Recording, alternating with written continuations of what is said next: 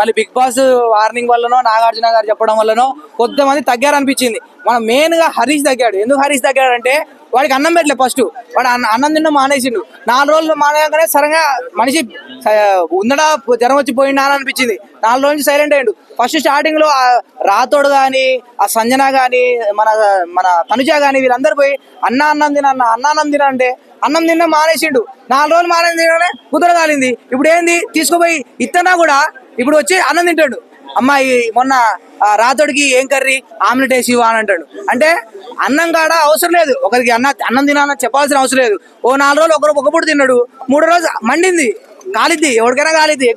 ఇంకో రోజు ఉంటే కుక్కలు అర్థాయి కాదు, ఇంట్లో తీసేస్తారు. భయం వేసింది, వచ్చిండు, తిన్నాడు, చల్లగా తిన్నాడు. ఇప్పుడు సైలెంట్ అయ్యిండు. ఇప్పుడు మొన్న రాగా పిచ్చి కుక్కలే కరిచేటాడు హరీష్, పిచ్చి కుక్కలే కరిచేటాడు. ఇప్పుడు సైలెంట్ అయ్యిండు. ఒక 2 రోజుల నుంచి సైలెంట్ గా అనిపిస్తున్నాడు. మొన్న ఈ మ్యాన్ మీద గట్టి కరిచేసరికి నిజంగా సైకో అయిందా, పిచ్చి కుక్క ఏమైనా కరిచిందా అని అనిపించింది. కానీ ఇప్పుడు సైలెంట్ అయిపోయింది అనిపించింది. అంటే 4 రోజులు ఎవరికైనా కోపం వస్తే బాగా ఓవర్ చేస్తున్నాడు అంటే ఓ 4 రోజులు బిగ్ బాస్ అన్నం మానేమంటే కథం సెట్ అయిపోయింది. అట్లా లేదన్నా, సుమన్ శెట్టి చాలా బాగా ఆడుతున్నాడు అన్న. ఇప్పుడు ఆయన జెన్యున్ గా ఆడుతున్నాడు. ఆయన దగ్గర గుంజనం అవసరమే ఉంది. ఆయన ట్రై చేస్తున్నాడు. అక్కడ మొన్న కెప్టెన్సీ టాస్క్ లో కూడా ఆయన గొంతు పట్టి లాగేశారు, ఆయన్ని తొక్కుదామని చూస్తున్నారు. కానీ ఆయన ఎమోషనల్ గా చాలా మంది కనెక్ట్ అవుతున్నాడు. బిగ్ బాస్ చూడని వాళ్ళు కూడా సుమన్ శెట్టి ఓటేస్తున్నారు అంటే అర్థం చేసుకోండి.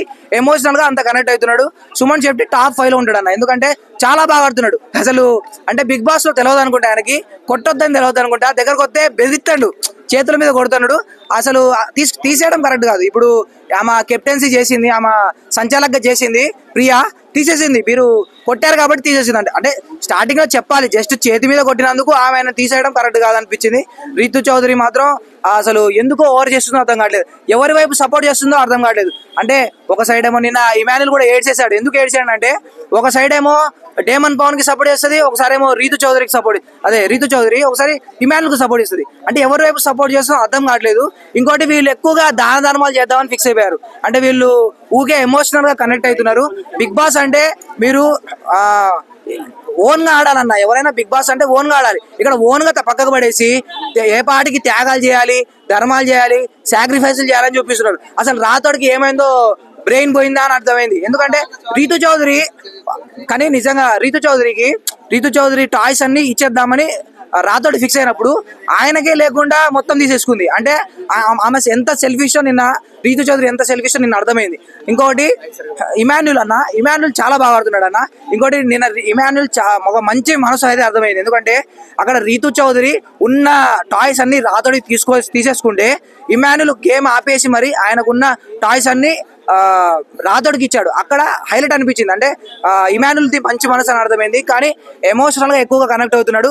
రీతు చౌదరి నాతో మాట్లాడలేదు, రీతు చౌదరి నా పక్కన కూర్చోట్లేదు, రీతు చౌదరి డేమన్ పవన్ తోనే మాట్లాడుతుంది, పవన్ కళ్యాణ్ తో మాట్లాడుతుంది అని చెప్పేసి ఇమాన్యుల్ ఒకటే ఫీల్ అవుతున్నాడు. అంటే అవసరమే లేదు రీతు చౌదరి. ఎందుకంటే రీతు చౌదరి 2 తలకాయల పాము లాంటిది.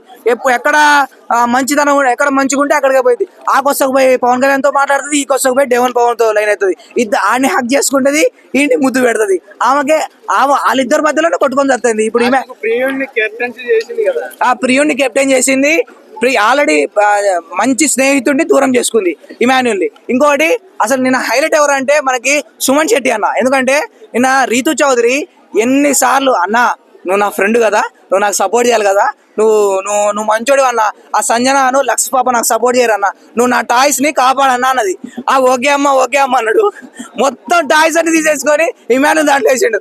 ఆమె ఒకటే అన్నా సొంత అన్నను కూడా అనిసార్లు అన్నా అన్నది రీతు చౌదరి. అన్నా ప్లీజ్ అన్నా కూడా అసలు కొద్దిగా కూడా కనికరించలేదు మన సుమన్ శెట్టి. హైలైట్ అనిపించింది. ఎందుకంటే రీతు చౌదరి 2 తలకాయలు పావు అని సుమన్ శెట్టికి అర్థమైపోయింది. సుమన్ శెట్టి ఎక్కువగా మాట్లాడు, కానీ ఆమె 2 తలకాయలు పావు అని చెప్పేసి ముందే అనుకొని ఇక ఎన్నిసార్లు అన్నా కూడా మనం మాత్రం సపోర్ట్ చేయొద్దని చెప్పేసి సపోర్ట్ చేయలేదు. కానీ రాతోడు ఎక్కువగా ఎమోషనల్ కనెక్ట్ అవుతున్నాడు. ఆ ఎమోషనల్ కనెక్ట్ అవ్వడమే ఆయనకి మైనస్ అవుతుంది. కాస్త ఓవర్ అయింది రాతోడు అని అంటున్నారు. ఓవర్ ఆయన ఎమోషనల్ అయింది, ఎవరి గేమ్ వాళ్ళు ఆడుకోవాలా. ఇప్పుడు ఇమానుల్ కూడా ఎవరి గేమ్ ఆయన ఆడుకోకుండా నేను గెలవాలి, నేను ఓనర్స్ దాంట్లోకి వెళ్ళాలి అని చూడాలి. కానీ నేను మంచితనానికి పోతా, నేను త్యాగం చేస్తా, సాక్రిఫైస్ చేస్తా అంటే బిగ్ బాస్ నుంచి వెళ్ళగొడతారు. ఎందుకంటే నీకు కొంతమంది ఓటింగ్ బయట వేస్తారు, నువ్వు వాళ్ళు గెలవాలి వీళ్ళు గెలవాలంటే బొక్క నిన్నెవడరా డేకేది, నిన్ను డేకరేవు. అందుకే ఇప్పుడు ఓనర్స్ దాంట్లో కూడా కొంతమంది సైలెంట్ అయ్యారు, ఒక ఇద్దరు తప్ప మిగిలిన వాళ్ళు సైలెంట్ అయ్యారు. మనీష్ సైలెంట్ అయ్యాడు, హరీష్ సైలెంట్ అయ్యాడు. కానీ ఇప్పుడు శ్రీజ, ప్రియా వీళ్ళిద్దరు ఎక్కడ కంటెంట్ కనబడితే గొడవ పడదాం, ఎక్కడ డిస్కస్ చేద్దాం, ఎక్కడ రాద్దాంతం చేద్దాం అనే చూస్తున్నారు.